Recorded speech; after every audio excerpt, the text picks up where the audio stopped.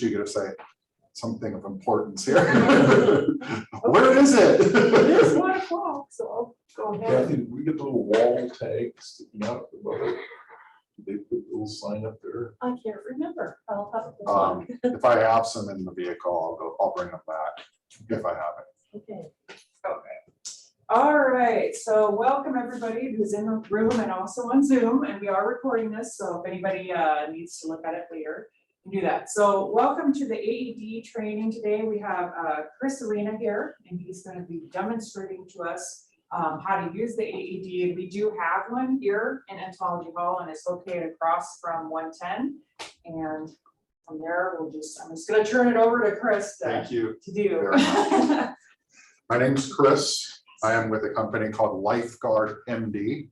We're the Phillips distributor in the state of Nebraska.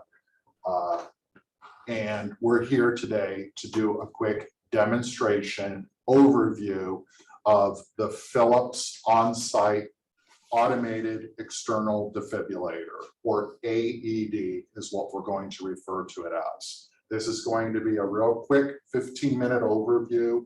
We're going to show you how to use an AED, why you would need an AED, and maybe real quickly discuss some myths versus facts. So an automated external defibrillator, or AED, is a life-saving device that will save somebody in sudden cardiac arrest. So when an individual is in sudden cardiac arrest, they're going to be on the ground unresponsive. Every one of us in this room has a heart rhythm that is pumping somewhat like this. When an individual is in sudden cardiac arrest, what has happened is their heart rhythm has gone irregular. What an AED does is analyze an individual's heart rhythm in determining if a shock is necessary to bring them back to a normal rhythm.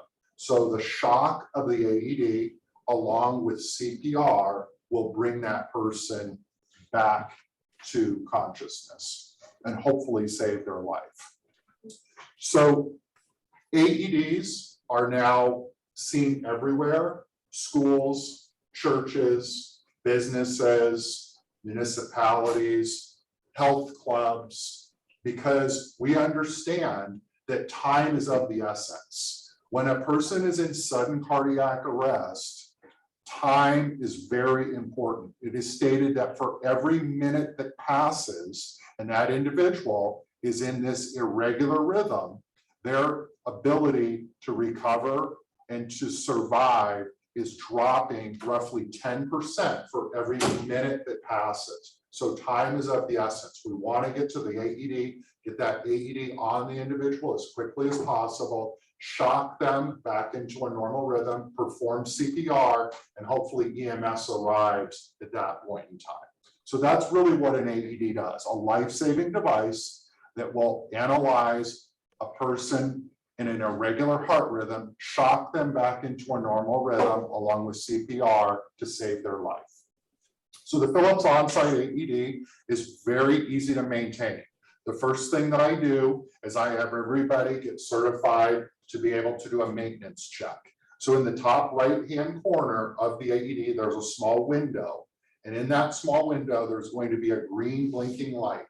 That green blinking light blinks every 4 seconds. The light indicates that it's passing the self-check. As long as it's passing the self-check, it's ready for use. If it ever fails the self-check, it will actually chirp like a smoke detector for 30 days. So beyond that, there's nothing to do to an AED other than a periodic visual inspection to confirm the light is blinking. I would recommend that you do have somebody document, somebody is looking at it once a month just to confirm that it is blinking. There's 2 parts on an AED. Sorry. Yes. If it's in the chirp for 30 days, if it's within that window, can it still be used? Yes. Okay, thank you. Yes. So if it is chirping, you can actually open it up and press this I button, and it'll tell you why it's chirping. It could be bad battery, it could be bad pads. But as long as it's not chirping, it's ready for use. Okay, so that's maintenance. There's 2 parts that you update on an AED. The first is the pads. The pads get replaced every 2 years. And then the second part is the battery. And the battery is a medical grade battery, and we update it every 4 years. So this is what the device looks like. It's ready for use right here, right now. There are 3 buttons on the AED. There's the green on button. There is the orange shock button.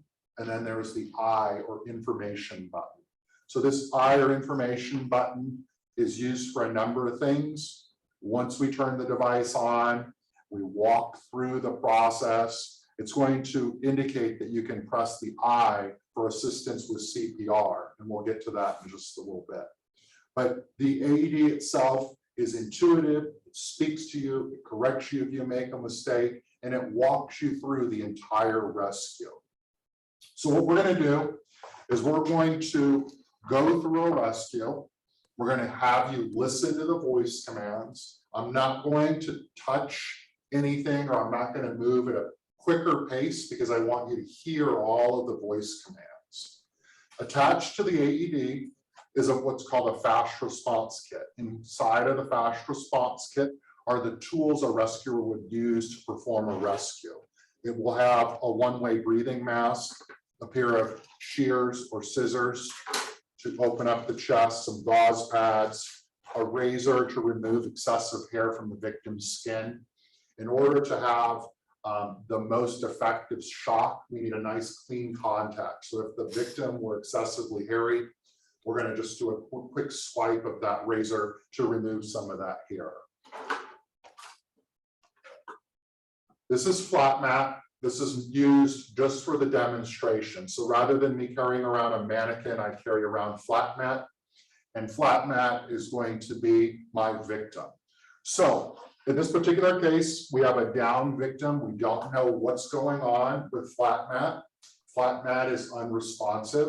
So we're calling 911. We're getting EMS on the way, and we're going to go then grab the AED so that we can place the AED on the victim. So Matt is not responding. Matt, are you okay? Matt's not responding. We grab the AED, we unzip it, and immediately we can just press this green on button and start listening to the voice commands. So here we go.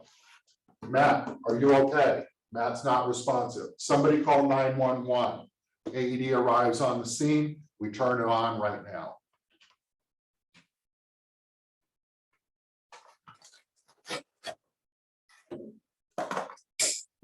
Sorry. Adult training. Turn the AED on. Begin by removing all clothing from the patient's chest. Cut clothing if needed.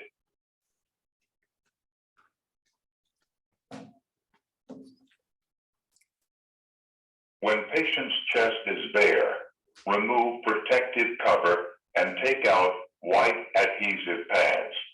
When patient, look carefully at the pictures on the white adhesive pads. Peel one pad from the yellow plastic liner.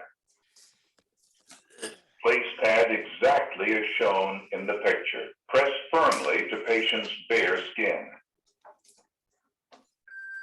No one should touch the patient. Analyzing.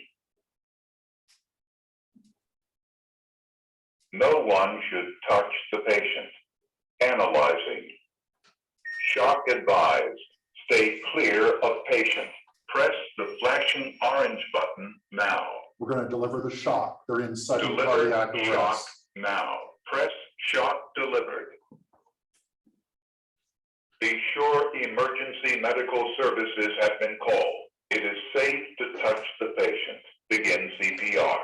For help with CPR, press the flashing blue button. Place the heel of one hand in the center of the chest between the nipples. Place your other hand on top of the first. Push the chest down firmly 2 inches. Keep time with the beat. We're doing this 30 times, and then following the 30th chest compression, it's going to tell me to stop and give 2 rescue breaths.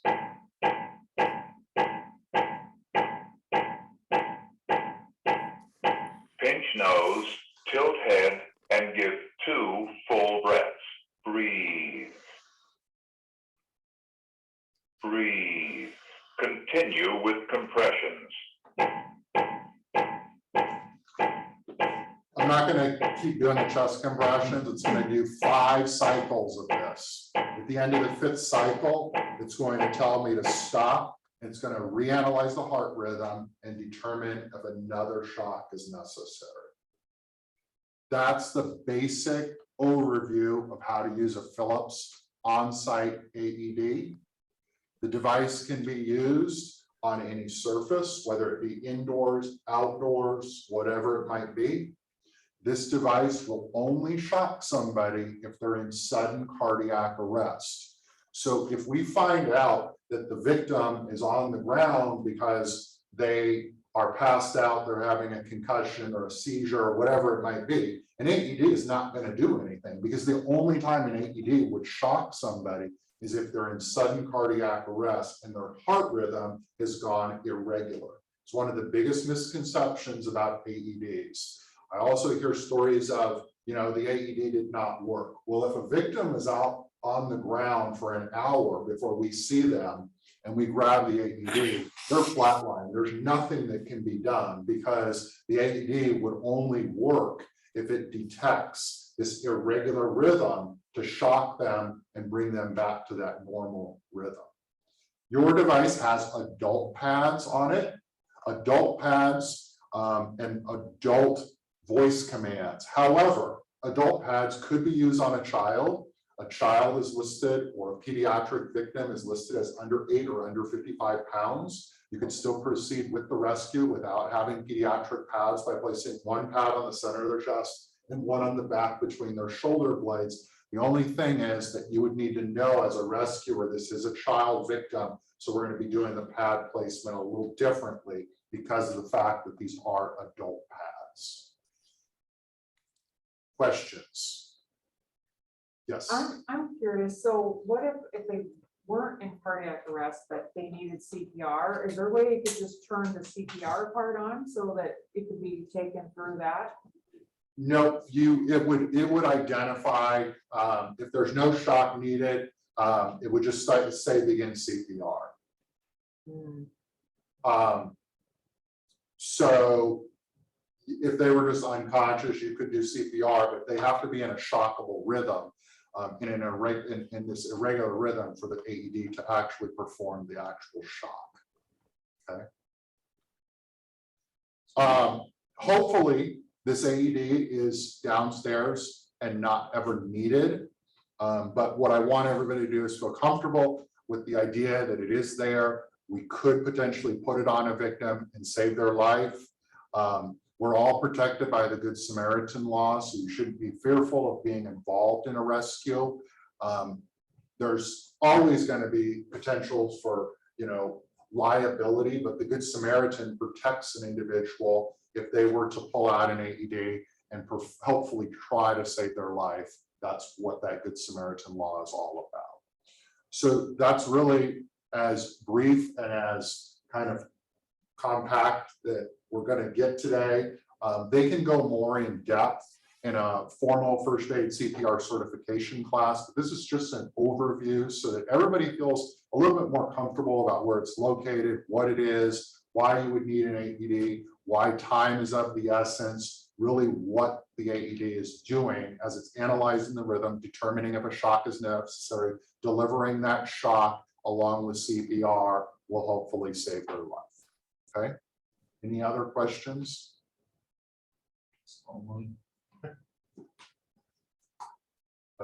That's all I have. Real quick question. Yes. It will keep going through that cycle until paramedics arrive, and then they'll take over. And they'll bring their own equipment. If an AED is ever used, it does store 15 minutes of data inside of the device. So if a device is ever used on campus, the primary contact can just call lifeguard. Lifeguard will give a loaner device. And then during that time where we have your device, we can download the EKG and give that to doctors if they need it. And by having this, they can analyze what has happened to that victim during that 15-minute cycle that we can recover.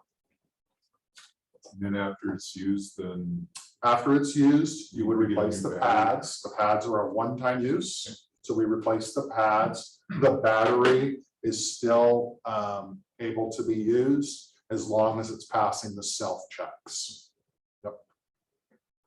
So if the victim regains consciousness before the EMTs arrive, Okay. we should just leave. Absolutely. things Just in leave place. everything That's as gonna be is. giving more Everything, information. leave everything as is. We're gonna leave the pads on the victim until EMS arrives.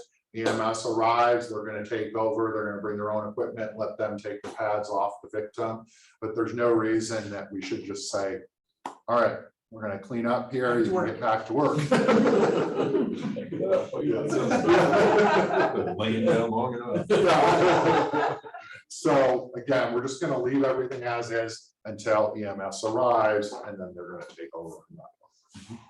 And we've notified the local fire departments that we have this equipment as well. I believe you did that, Erin. I remember, I think we did it way Yeah. back when we got it, yeah, Yes. yeah. Yeah, there's AEDs all over campus. UNL is a little unique because each department operates independently. So in our database, we have UNL, but every department is separated. And it's not all in one cohesive worksheet to identify where they all are. So I could get you what I have, but they're gonna be all on different pages to identify where the locations are at all the different buildings. Anything else? Should have it closer to my office. Are there any questions from the online folks? They're a quiet group. Yeah, they're pretty They're all just motionless. staring. Yeah. Would you mind holding up flat mat there, just like, Yeah. just to, Just I doing wanna that, see that what the way. orientation of the, Oh, yeah. for the- Oh, what they look like? yeah, Yeah, so that's how you're gonna It place the doesn't- pads. they're interchangeable, one, like. They technically are interchangeable. These are not like jumper cables. They are interchangeable, but what I did was I just followed the voice commands and placed them exactly how they were pictured. So this first one has me placing it on the upper chest, and then this second one, the lower. But this is a live cartridge with live pads that are expired, and it's the same thing. Okay. Okay, so that's what they look like. There's just like a little gluey substance over a period of time. It does wear out and they don't stick anymore, but you're just gonna place one in one and just proceed with the rescue. Anything else? I guess I'll just keep asking questions. If it's a child, we're just supposed to, we're sort of expected to just make the decision to put one in the Yeah. sternum essentially, and in the middle of the back. Correct. What, as far as CPR goes? CPR is gonna be a little bit different also. It's gonna be, I think it's 1.5 inches deep. And we're just gonna use our 2 fingers versus the full chest compressions 2 inches deep like so. The reality is that a sudden cardiac arrest event is more than likely going to be an adult, not a child under the age of 8 or 55 pounds. So we don't have a lot of facilities that have PD pads unless it's like an elementary school, a daycare, but most operations that it's an adult facility, they're going to just have the adult pads. I just shared with you the fact that it could be used. I have never run into it. Of the events that we've had in the last 3 years, they've all been adults. We have had 3 events at schools, but they were high schools, and those all qualified as adults and not children. So as far as I've been doing this, I've never even run into a situation where they actually performed an AED on a child in my time. I'm not saying it can happen anytime, but the likelihood is far more greater for it to be used on an adult than a child under the age of 8. Okay. And the one-way respirator, I think it was, Yes, you called it, that's for the person performing CPR. correct. So you're gonna be placing, rather than having face-to-face Yeah. direct contact, you can place this in between as a barrier between yourself and the victim. Got it. One thing that you may have heard a lot of is the American Heart Association had a campaign that hands can do wonderful things, to do chest compressions, etc. They did not remove rescue breaths. Rescue breaths are still part of the protocol for CPR. It is still trained in CPR certification class, but for the lay user that may not have ever taken CPR, they're going to most likely perform those two rescue breaths incorrectly. And so that campaign was just simply to share with individuals at a minimum do chest compressions. It doesn't mean that protocol has been changed. So on AEDs, it still requests and suggests to do those chest compressions at a minimum. You don't have to do the rescue breaths if you're not comfortable, but at a minimum, those chest compressions are what it is going to be highly recommended.